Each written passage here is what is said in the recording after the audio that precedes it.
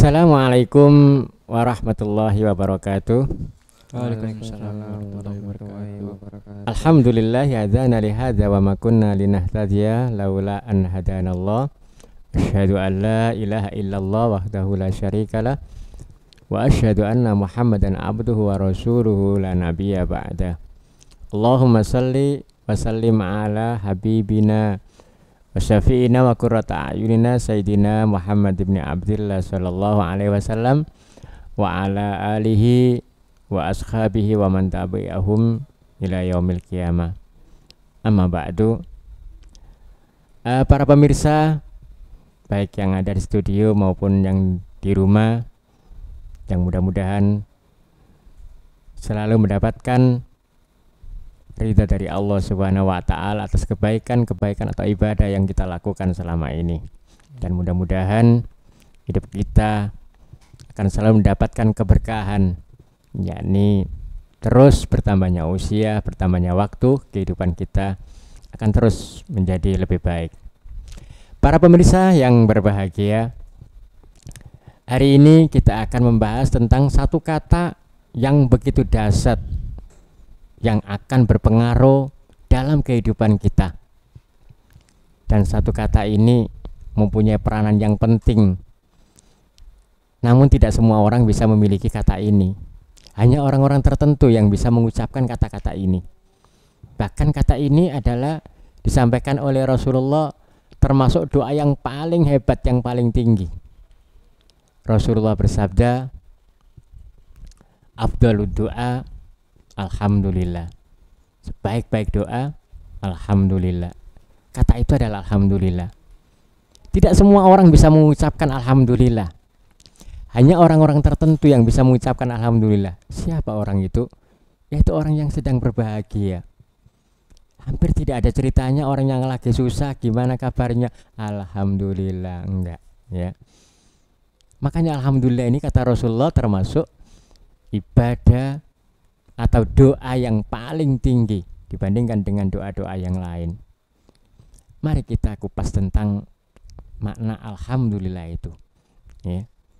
Ketika seseorang mengucapkan alhamdulillah, pasti kondisi psikologi dia atau kondisi keuangannya atau kabar apa pada saat itu pasti dia lagi baik-baik saja. Karena sekali lagi tidak mungkin seseorang bisa mengucapkan kata alhamdulillah ketika dia sedang tidak bahagia. Para pemirsa yang berbahagia, ketika seseorang itu mengucapkan alhamdulillah, itu adalah dia merasa mendapatkan sesuatu. Nah, maka ketika orang ini sudah bisa merasakan mendapatkan sesuatu, kemudian ketika dia bahagia mendapatkan sesuatu itu sehingga dia mengucapkan kata alhamdulillah, maka ketika orang ini disuruh oleh orang yang ngasih, maka dia pasti akan menjalankan dengan sebaik-baiknya. Satu contoh misalnya, ketika kita mendapatkan sesuatu dari orang tua kita, anak-anak bisa mendapatkan sesuatu dari orang tua kita yang mungkin sesuatu itu kita terima sesuai dengan apa yang kita idamkan. Orang tua kita ngasih HP, orang tua kita ngasih sepeda motor misalnya.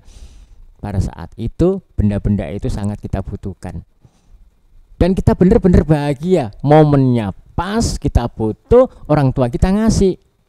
Nah, setelah orang tua kita ngasih, kita pasti mengucapkan alhamdulillah, dalam bahasa kita namanya terima kasih, ya.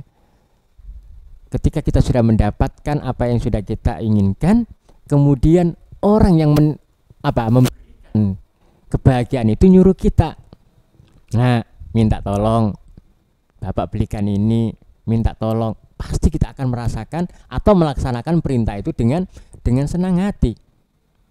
Artinya apa? Ketika sebuah pekerjaan itu kita laksanakan sebagai ungkapan rasa terima kasih, maka satu, pekerjaan itu akan merasa menyenangkan dan tidak akan merasa berat. Beda kalau kita ini melakukan sesuatu bukan karena dasar terima kasih, tapi dasar kewajiban, ya. Sama seperti ketika anak-anak sekolah itu disuruh oleh gurunya, kerjakan ini, kerjakan itu, ya. Kita ngerjakannya itu karena apa? Kewajiban. Yang biasa mungkin akan merasa biasa-biasa saja, tapi yang nggak bisa akan merasa berat. Karena apa? Pekerjaan itu dilaksanakan sebagai apa? Ungkapan kewajiban. Beda dengan terima kasih. Dan inilah dasarnya ucapan alhamdulillah atau rasa terima kasih tadi. Maka kita akan melaksanakan perintah kepada orang yang memberikan kebahagiaan kepada kita itu dengan senang hati, dan kita akan kerjakan dengan sebaik-baiknya. Itu kepada manusia. Bagaimana dengan kewajiban kita kepada Allah Subhanahu wa taala? Mengapa selama ini kita ini merasa berat untuk melaksanakan puasa, melaksanakan sholat atau ibadah-ibadah yang lain? Ya, ada triknya. Bagaimana cara sholat kita ini menjadi sholat yang menyenangkan? Maka sholatlah kita ini ketika kita melaksanakan ibadah itu hendaklah kita ini merasa bahagia, bukan merasa tertekan. Maka kita ini kan biasanya apa? Tidak adil kan ya. Ketika kita melaksanakan satu dosa bahagia, mengapa kita melakukan untuk mendapatkan pahala kita nggak bahagia? Ayo coba kita imbangi. Ketika kita melakukan satu maksiat, kita kan biasanya melakukan apa? Jangan, ya nggak usah maksiat lah. Artinya apa? Yang tidak mendapatkan apa-apa. Ketika kita main game, nggak mendapatkan pahala, nggak mendapatkan dosa juga, nggak mendapatkan apa-apa. Tapi kita merasa senang. Mengapa ketika kita ini sholat yang harusnya kita ini tahu mendapatkan pahala, kita nggak merasa senang? Karena apa? Karena kita melaksanakannya karena berdasarkan kewajiban, apalagi dengan keterpaksaan. Maka mulai hari ini marilah kita melaksanakan sesuatu, kita mulai dengan ucapan rasa terima kasih. Coba sebelum kita sholat, kita berterima kasih dulu kepada Allah. Iya karena na'budu wa iya karena nasta'in di situ ya. Jadi kita berterima kasih kepada Allah.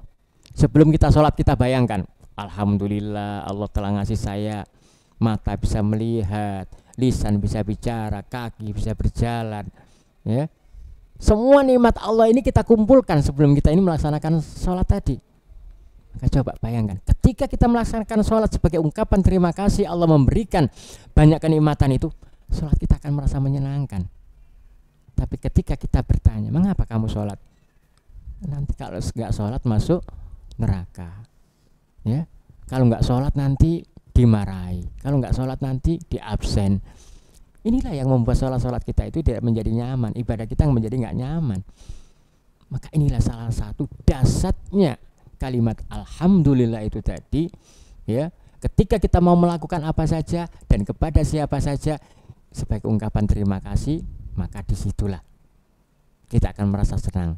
Ketika kita diperintah guru sebagai ungkapan terima kasih, alhamdulillah guru ini telah memberikan materi kepada saya, pengetahuan kepada saya.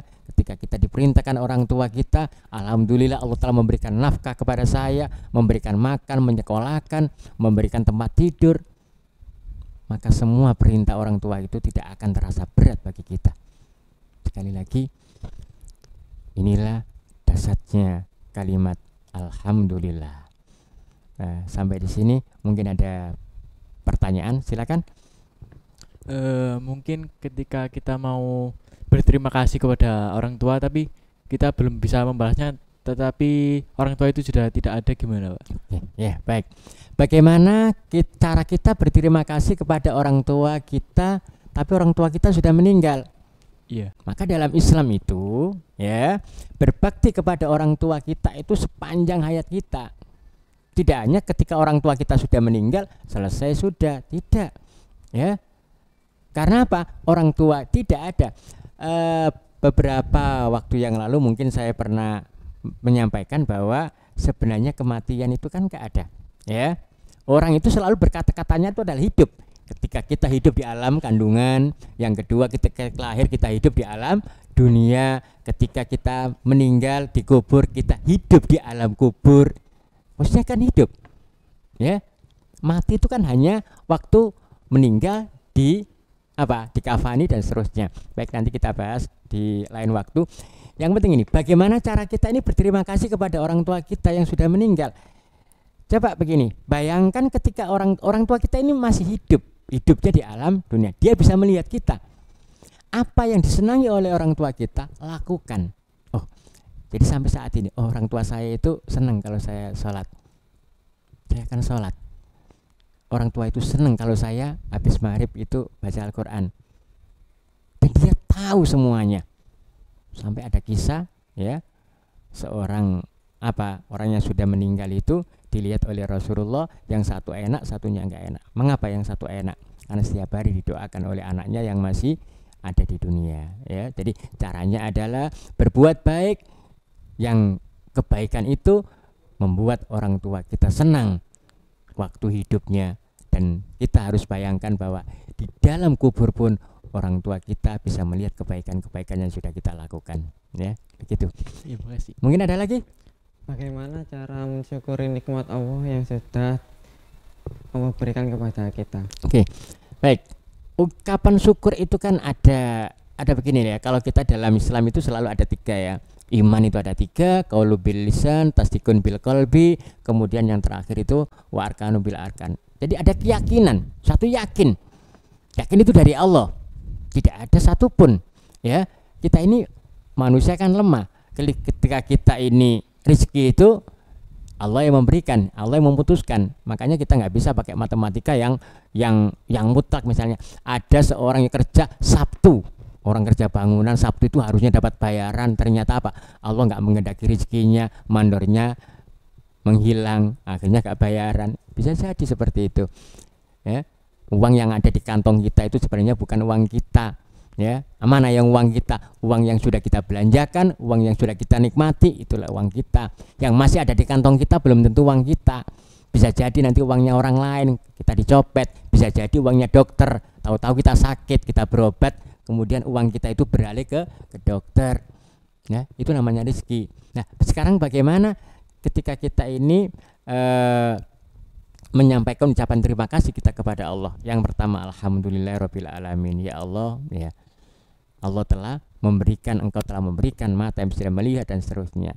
Sebagai ungkapan terima kasih itu apa?